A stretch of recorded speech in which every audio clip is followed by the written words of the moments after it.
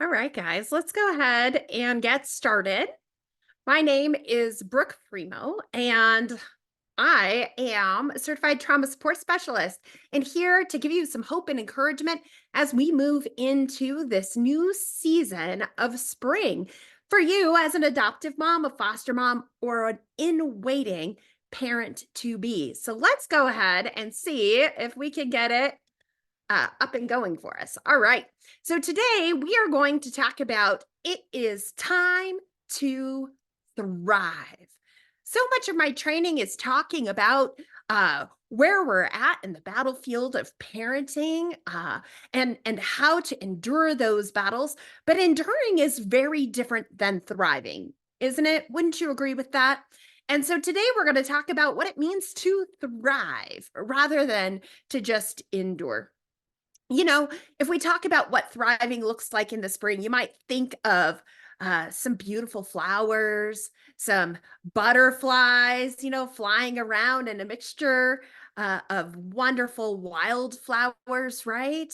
That's what I think of when I think of thriving. I think of a bountiful harvest. I think of an environment that is just explosive with life. And so, does that describe your home? If I were to say to you, is your home full of vibrant life and kindness and patience and self-control and positive communication and everybody doing their part, working cohesively together to make that environment the best that it could be, does that sound like what you wake up to every single day? I know that no, that's not most of the families that I'm talking to today. So we're going to talk about what those three key factors to having a lens of thriving really are. The first one going to be recognize your purpose in the season.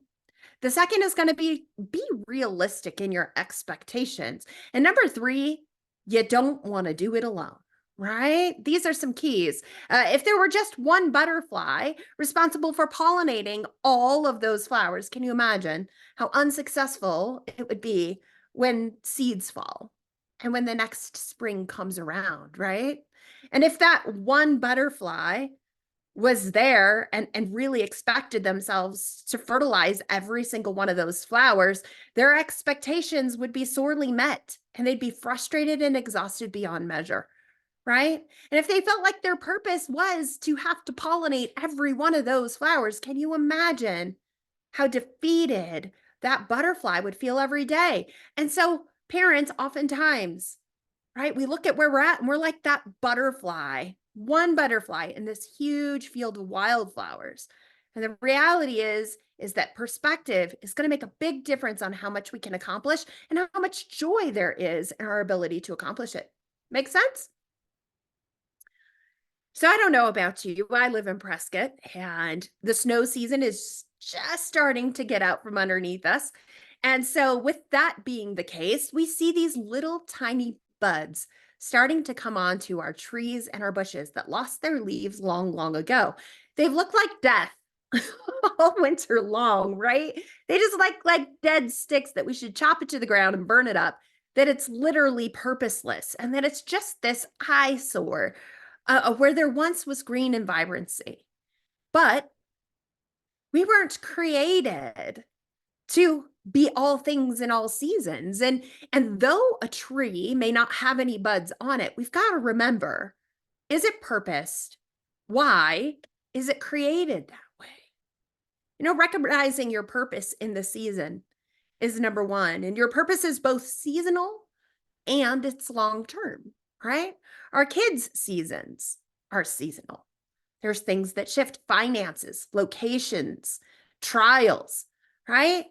They determine our seasonal purpose, our short-term mission, but we also have a big long-term purpose and calling in our life, right? If I were to ask you, why did God create you? You may say, to give orphans a home. You may say, to be the voice for those that don't have it, to point the fatherless to the one true Father. You may say, my purpose is just to love God with whatever he gives around me and to point people back to him. I don't know what your big purpose or calling is, but I would challenge you to ask yourself that now. What is the big calling in your life? And then we have to look at the here and the now. And sometimes we feel like the here and the now is an obstacle or a barrier to our greater purpose. That makes it really hard to sit in what is and to use what is as it's designed and intended to be used in our life. If we see it as a barrier to the big picture instead of a stepping stone to the big picture, whether it's your finances and you're struggling with that right now, God has a plan, or whether it's, your season with your children is so overwhelming and so difficult. It feels endless. And it feels like, how can I glorify God when all I'm doing is trying to survive my own home? Right? Again, it's a season and it is purposed. We've got to detach from our own perspective in order to see the purpose in our short-term hurts and in our short-term struggles, right? There's no shame to be had in the purpose of each season. Sometimes we feel like we're wasting it, we're not enough, and this is fruitless, and therefore we carry shame and guilt of what we should be doing, what we could be doing, how we could be doing it differently or better. But you are enough, and this season is a temporary season. You are going to get through it. If we could zoom out of our lives, right, and have the big picture that our Lord has as we're treading through the mud of this season, right, we would recognize that, hey, listen, right now you're proving to your children in this hard season that you're not going anywhere. The truth is still truth. Boundaries are still boundaries, and God is still God. Maybe your child doesn't know those things at the core of who they are, and that's a lesson that they need to learn. Maybe your finances are limited right now because there will be a season in which they are not limited. And God wants you to have that frugal perspective in order that you will be a good steward of what's to come. We don't know what lies ahead. What we do know and trust is that in this exact moment, God knows what he's doing. And your obedience is to this moment and to recognize that sometimes just sitting and being is enough. Those trees in the dead of winter that have no fruit, no leaves, they just look like sticks. Their job is to get small and survive. If they had leaves, they would lose moisture, right? If they had leaves, they would freeze and it would hold the cold onto them. They would have more breath about them and retain the freezing temperatures more, and they would die. If the trees didn't get small, death would be the outcome, and God doesn't desire death for those trees. So what does he do? He allows them to lose their leaves. You and I, we look at that process in the fall and we think, wow, it's so beautiful with the oranges and the reds, right? We look at that and we see beauty, but really the tree is losing parts of who it was. Have you lost parts of who you were? As you've gone into this season, have you had to let some things go? And it may have even hurt. And yet the world around, if they had God's perspective, may say, hey, that's beautiful to let go of how clean the house is. To let go of ironing. I haven't ironed a shirt in a really long time. And I was raised ironing every t-shirt. Can you relate to that? Sometimes letting go of what was in order to embrace the getting small. In order to survive the season, when I look at those stick trees, I see a tree that is thriving in what is. It's gotten small. It's embracing how it was created and the environment in which it is, and just being is enough. Whether you're in a season where just being is your version of thriving, or whether you're in a season where you're literally just so active and so vibrant and so alive, it is purposed. And thriving can look different in different seasons, right? It's a process to walk in purpose. Those trees, they don't go from a stick to just this outrageously fruitful green awesomeness overnight. There's a process. It's a journey to get there, right? And I hear you because I'm talking to me with this. I just want fruit. I just want to be the full, abundant. I want it to be easier. I want it to be beautiful. I don't want this process of becoming, of walking through all that it takes to be fully in the season where thriving looks and identifies the way that I think it should. So that brings us to point number 2. Be realistic, right? With your expectations. There's a typo there. Forgive me. So, of what your expectations are, or be realistic with your expectations. Are you eager for results? This is me. Duh. I am so eager for results. I think we all are. There's a part of us that's just looking for things to be the way that we think they should be.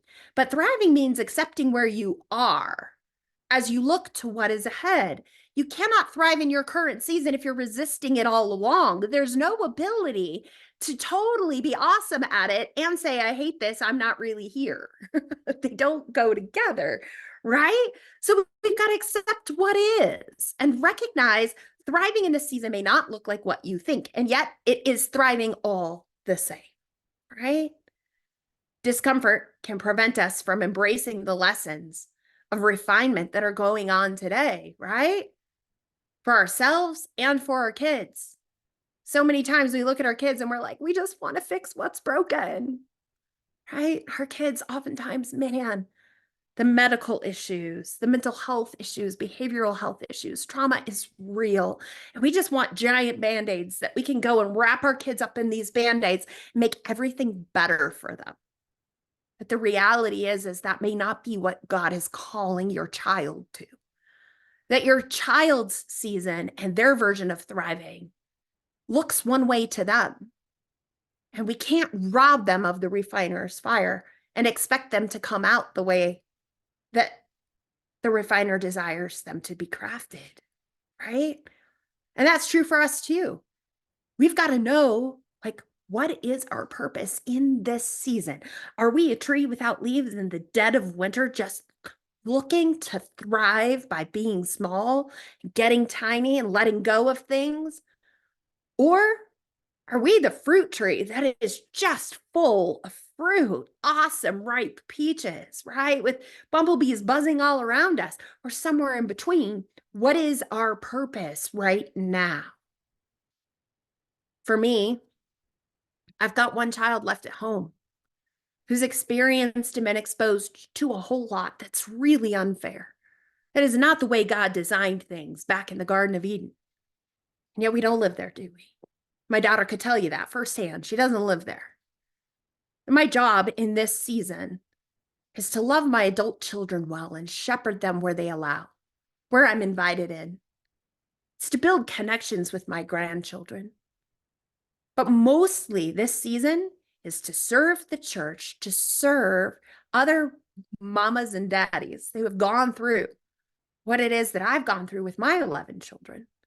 Shepherd them, walk alongside them, equip them with the things that God's equipped me with, right? But above all else, it's to pour into my youngest that's still home and help her walk through the feelings, the hurts, the frustrations that she carries in order that she could learn to lay those down at the foot of the cross to the best that she's capable. And where she stumbles and falls, it's my job to help her understand and learn from those stumbles, that she'd be able to get back up and do it differently the next time, right? I don't want to rob her from the stumbles and the falls. She needs them. We all need them. You don't learn to walk without falling. And I desire her to be an independent young adult like we all do with our children, right? But we've got to embrace what's going on in this season and recognize that it's okay, that thriving can mean stumbling, right? Because it's a part of that journey. It's a part of what's necessary to come out on the other side as the finished product that God's equipped us and built us to be. God wants it done right, and He knows. Have you tried to build IKEA furniture before without following the steps? You know, I was brave once upon a time. I thought I knew everything. You ever been there? right? In those younger years, you're like, I don't need instructions. And you just dive right in and you're like, oh, I know that these ones you put the screw in and twist it and lock the screw in place. And I know whenever they give you those little wooden peg ones and the little bottle of glue that, you glue both sides, smash it together real good. I've got this. I've got enough knowledge. I can do this. And then the piece of furniture is assembled and it goes like this when it's supposed to be solid. And you're like, oh, I guess and then taking it apart is a disaster, right? You're snapping off pieces that weren't ever supposed to come apart. They weren't designed to come apart. Following each one of the steps, we don't really like to do that. We just want to get to the end results, but every single step is necessary. And because the step is a step we don't like, doesn't mean we can skip it or shortchange it. And yet, doing those steps may not feel good in the moment. It doesn't take away their value. Every step in our process of life has value to it. Every step for our children has value to it, whether it feels good or doesn't. God uses all things for the good of those who love him, not just comfortable things, not just easy things, right? All things. They're necessary. What happens when our kids complete a task like homework, but they just guess on the answers, right? Or they pick up their toys, but they just shove them under the bed instead. We all have areas that we do that. Do you guys have like a pencil drawer in your kitchen area where you just, the junk drawer, you throw everything in it. You're like, it was once purposed for pencils and tape. And now you can find a kitchen sink in there, literally, right? You know what I'm talking about.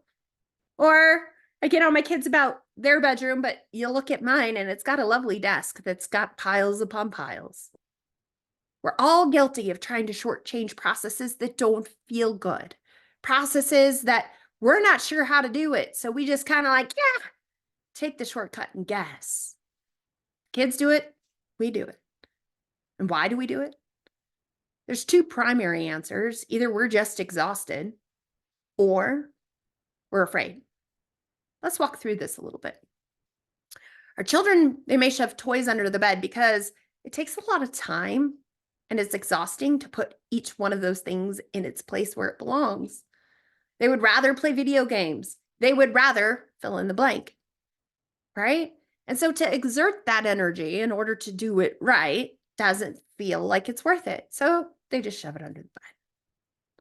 Our kids, they might just guess at answers on a test or a homework assignment because honestly, if they're afraid that they actually try and fail, it means that they aren't as smart as they wish that they were. They're not as smart as their peers. They don't rise up to meet expectation, where if they just simply don't try, well, then it's not about their intelligence. It's not about their abilities. It's about, I just didn't try. Have you considered that? Have you seen that show up for your children? I know that I have for mine. Confidence can be a very big, big issue for trauma kids. And education, the ways in which the brains work for trauma kids, oftentimes prefrontal cortex, that thinking brain, it's semi-shut down. Its abilities are mitigated. And so I have kids that simply are like, I just don't want to try. It hurts too much to fail. I feel stupid when I actually try. So where do fatigue and fear impact us in our blossoming this season as parents? Do you sometimes feel like, gosh, just afraid of what lies ahead? I'd rather punch out right now. There are times where I want to unwind this adoption because it's just scary to think about what waking up tomorrow is going to look like. Or is it like, man, I can't deal with one more conflict. I'm just going to hide in my room for the rest of the night. Some parents don't have that as an option as much as they want to, right?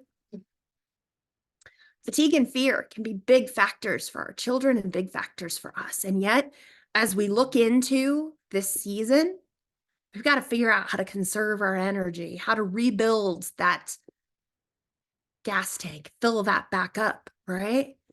And to squash fear with truth. God is big enough. God is big enough. Don't shortchange the season Don't shortchange the sting because you're afraid or because you're tired. Thriving means setting those both down, pushing through to the finish line. Thriving is both now and later. Woo! It's both now and later. This is what thriving looks like by the end of spring, right? But thriving in the winter looks very different for this exact same tree. The tree in the wintertime, its purpose was surviving, existing, not getting frozen to death. Its purpose now is to provide shade.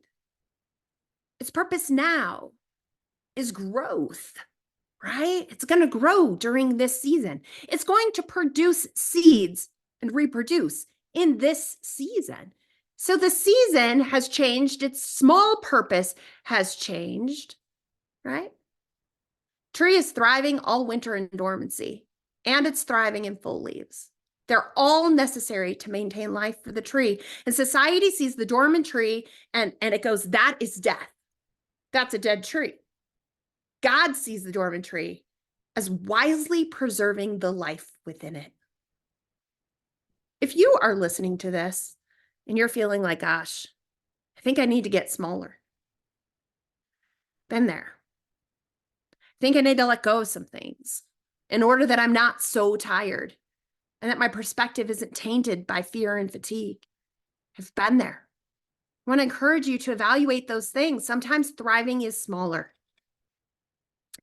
Trees, they come with different purposes: shade, fruit, to prevent erosion, contributing to the habitat of the things that are around it, reproduction, food sources, right? You and your neighbor and the other people in your church community or in the adoption community, there's overlapping.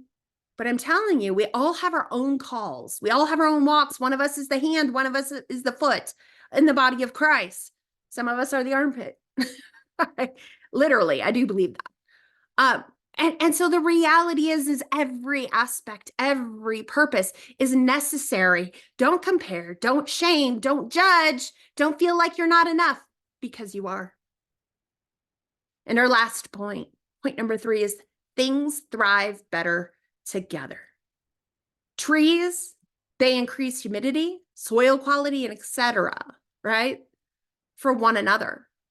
If you're going to have a bunch of pollinating things and you have one tree like bees or butterflies, and you have one tree out in the middle of nowhere, the butterflies and the bees are not going to be readily there for that one tree. But if you have an orchard, you're going to have tons of pollinators because they contribute to the environment together, right? We are better together. Thriving in this season likely requires more than just sunlight, water, and soil, right? Let us at Open Hearts be a part of what you need this season to be your best self. You guys have an incredible community here. You have resources to gather together and network. You've got a Facebook page. You've got messaging with the most incredible founder. I mean, Lisa's amazing, isn't she? You have me that you can tap into as a resource for walking through some big behaviors in your home. I want to encourage you. Yes, you can feed your children. You can put a roof over your head. You can tuck in and just do the daily grind. But the reality is that you will be feeling like you are existing, not like you are thriving. You're going to feel isolated and alone and misunderstood by the world around you. The battlefield is going to be overwhelming. I've gotten into plants. You can see I have some of them hanging right over me. I've really gotten into houseplants. My therapist tells me it's because I can nurture them and they don't hurt me back. And I think there's something valid to that. The reality is as I've learned about plants, do you know that if you cluster your plants together, that it changes the moisture content in that environment and that your plants will actually do better? They'll have less fungal issues. You'll need to water them less frequently, and your plants are actually happier. I know it's weird to think of happy plants, but it's true. And if that's true just from potted plants indoors, How much more true is it to have community for us when we are built for connection, right? Connection this way and connection this way. And I can tell you, I connect with some of my kids, but it is not the same, right? I connect with my husband, it is not the same. You need that adoption community, that fostering community that really understands what it means to walk with the children that have adoption trauma. Carry grace for where you fall short and expect great things going into this spring. Guys, I think us moms can be really, really hard on ourselves. We're quick to extend grace to our kids. We're quick to extend grace to our friends. We're quick to extend grace to the stranger at the supermarket. But when it comes to us and we know that our children have these giant gaping needs and we don't put our square peg into their round hole, we feel less than. We feel certain ways. When we lose our cool because we've just had it, there's so much shame that comes over our inability to have self-control 24 hours a day, 7 days a week. I am telling you, grace is an important factor for ourselves. You aren't called to perfection. You are called to love abundantly. And when you do love abundantly, grace covers so much. Can you try and put on a little more grace for yourself, right? And as you go into this season, I want those expectations to be realistic, but I want you to recognize that if your season is to get small and just be a stick, man, be the best stick you can be, right? Expect great things from your season of dormancy. And if your season is to literally drop peaches from your branches into the community around you with abundant love, then by all means, do it and do it well and expect great things as the result. I hope that this has been an encouragement to my Open Hearts families. I really appreciate the opportunity to pray for you, to speak into your lives, and I look forward to getting to do it again. God bless you. Have a happy spring.